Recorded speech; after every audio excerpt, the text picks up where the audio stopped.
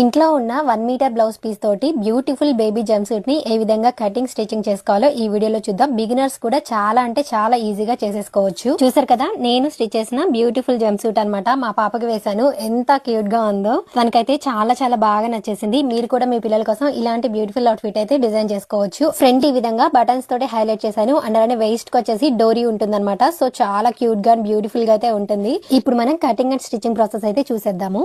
Correct గా ఈ blouse piece 1 metre ఉందన్నమాట. విడ్త్ అయితే కొంచెం తక్కువ ఉంది. ఇప్పుడు మనం ఈ విధంగా వేసుకున్నాం కదా, దీన్ని డబుల్ ఫోల్డ్ చేసుకోవాలన్నమాట. కింద వైపున ఎక్స్ట్రాస్ ఏమన్నా ఉంటే కటింగ్ చేసుకోవాలి స్ట్రైట్ గా ఉండేలాగా.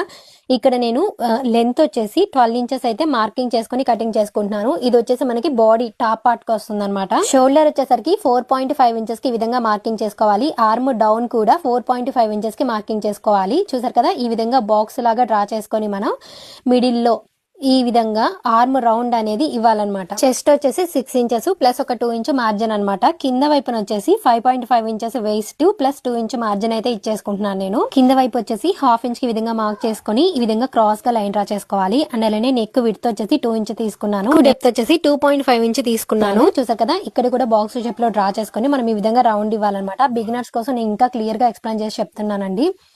సో నేను చూపించిన విధంగా మీరు హ్యాపీగా కటింగ్ చేసుకొని మీ పిల్లల కోసం కూడా జంప్ సూట్ అనేది రెడీ చేసుకోవచ్చు.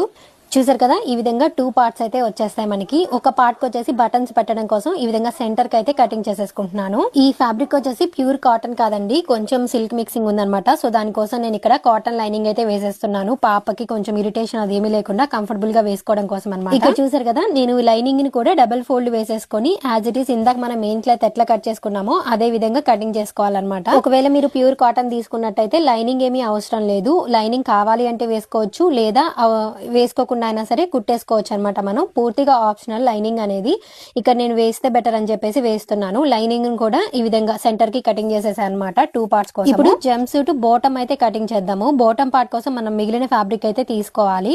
ఇక్కడ చూసారు కదా, ఫ్యాబ్రిక్ నేను ఒక ఫోల్డ్ వేసాను, తర్వాత మళ్ళీ ఇంకొక ఫోల్డ్ వేసాను. దీన్ని డబుల్ ఫోల్డ్ అంటారనమాట. అలానే 24 ఇంచెస్ ఉండేలాగా మార్కింగ్ చేసుకుంటున్నాను. ఉన్న క్లాత్ ని నేను అడ్జస్ట్ చేసి అయితే తీసుకుంటున్నాను. ఎక్స్ట్రా పీస్ అయితే కటింగ్ చేసేసుకోవాలి. ఇక్కడ మనం బాడీ పార్ట్ తీసుకొచ్చి వేస్ట్ మనకి ఎగ్జాక్ట్ గా మార్కింగ్ చేసుకోవాలి. అండ్ అలానే కిస్తా లెంత్ అనేది మార్కింగ్ చేసుకోవాలన్నమాట. 8.5 ఇంచెస్ కి నేను మార్క్ చేసి ఈ విధంగా రౌండ్ షేప్ అయితే ఇచ్చేసాను కిస్తా కోసం. అండ్ అలానే బాటమ్ కింద కూడా మనం మార్కింగ్ చేసుకుని ఈ విధంగా లైన్ అయితే డ్రా చేసుకోవాలండి. మార్కింగ్ చేసుకున్న విధంగా కటింగ్ చేసేసుకోవాలి. నేను చెప్పాను కదా లైనింగ్ అయితే యూజ్ చేస్తున్నానని. సో బాటమ్ కి కూడా సేమ్ యాజ్ ఇట్ ఈస్ గా లైనింగ్ అదే విధంగా ఫోల్డ్ చేసుకుని దాని మీద మెయిన్ క్లాత్ పెట్టేసుకుని యాజ్ ఇట్ ఈస్ అయితే కటింగ్ చేసి బిగినర్స్ కోసం ఇంకా క్లియర్ గా ఎక్స్ప్లెయిన్ చేస్తూ మన యూట్యూబ్ ఛానల్లో దీనికి సంబంధించిన ఫుల్ వీడియో అయితే పోస్ట్ చేశాను. ఇంట్రెస్ట్ ఉన్న వాళ్ళ ఛానల్లోకి వెళ్ళి ఫుల్ వీడియో అయితే వాచ్ చేయండి.